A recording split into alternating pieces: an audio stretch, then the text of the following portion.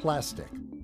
The miracle stuff that's become indispensable to modern life, except for what's not.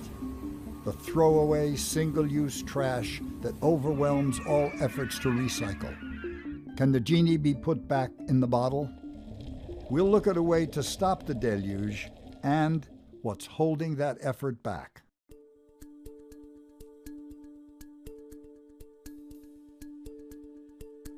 Funding for this program was provided by the Park Foundation, the Tikkun Earth Fund, the NGA Family Foundation, Del Mar Global Trust, the Community Foundation for the Alleghenies, Heinz Endowments, the Constance Hoge and Richard Neal Charitable Fund, the Society of Educational Journalists, and Molly O'Ross.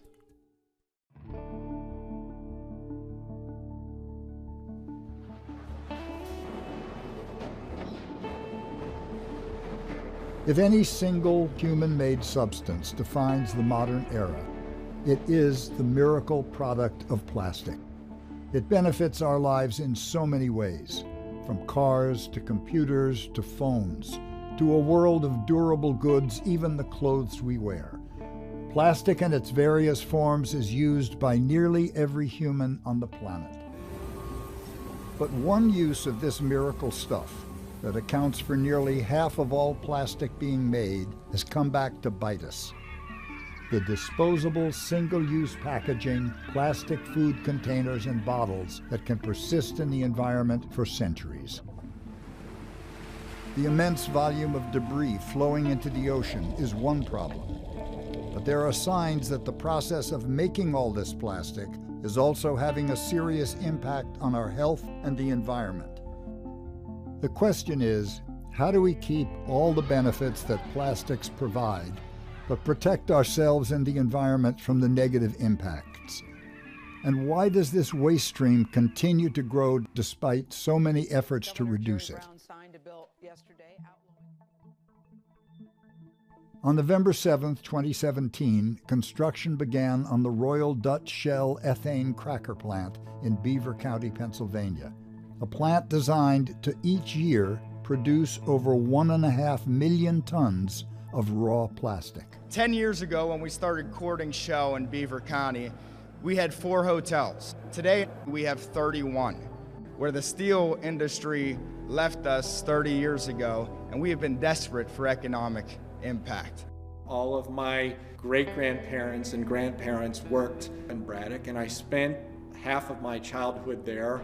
I remember a time when there were thousands of workers, and the place where the steel industry began has slowly been abandoned. It's resulted in lots of displacement of people, families, and it's heartbreaking.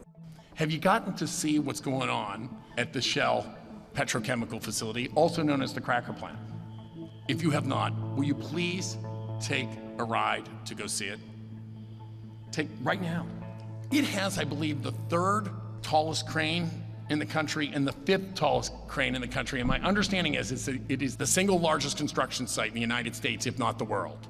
4,500 trade jobs, and it's going to peak this summer at 6,500.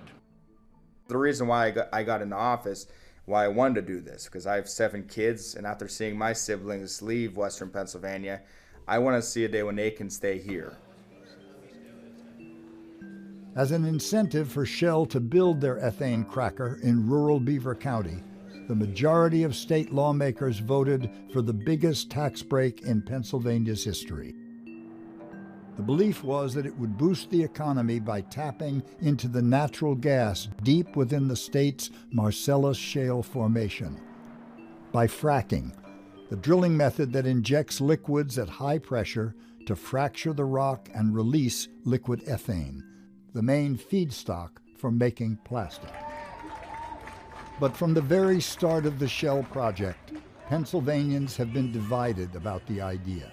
Pennsylvania residents have a constitutional right to clean air. The petrochemical manufacturing industry that is waiting to be born will bring economic growth greater than Pennsylvania has already seen from the drilling. No person's job has a right to make me, my family, and my neighbors sick. The further use of Pennsylvania natural gas is necessary for greater job creation. It's a mystery to me why we would permit any of it. We need this stuff. We need the polyethylene. We use it every day.